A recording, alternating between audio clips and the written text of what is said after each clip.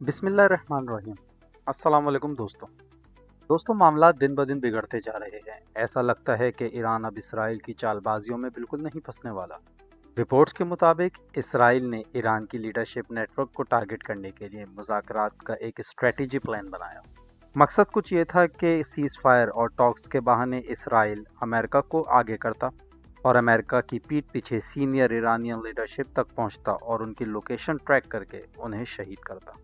لیکن ایران نے اس دفعہ بہت سخت سیکیورٹی اور کاؤنٹر انٹیلیجنس سسٹم اپنایا، ڈائریکٹ کمیونیکیشنز بند رکھیں، الیکٹرانک ڈیوائسز اوائڈ کیے اور میسیجز کوریئر سسٹم کے ذریعے بھیجے۔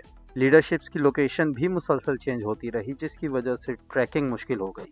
رپورٹس کے مطابق امریکہ کو خوف ہے کہ اگر ٹاپ ایرانین لیڈرشپ کو نشانہ بنایا گیا تو ریجن میں بہت بڑی جنگ اور تباہی پھیل سکتی ہے۔ اس وجہ سے امریکہ اور اسرائیل کے درمیان اسٹریٹجی پر ڈفرینسز بھی سامنے آ رہے ہیں۔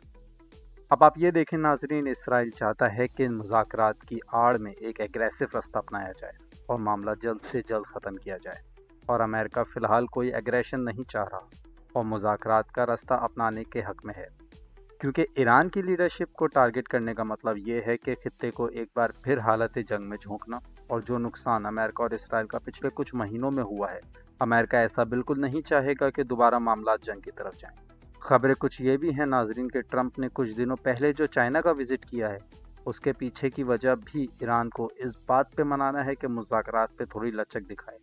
اب دیکھنا یہ ہے کہ مذاکرات کہاں تک کامیاب ہوتے ہیں۔ کیا ایران اپنی بات پہ قائم رہے گا یا اپنے معاملات میں تھوڑی لچک دکھائے گا؟ فی الحال سچویشن بہت سینسیٹیو ہے اور خطرہ بھی موجود بتایا جا رہا ہے۔ چینل کو لائک اور سبسکرائب ضرور کیجیے گا۔ اپنا بہت سارا خیال رکھیے گا۔ اللہ حافظ۔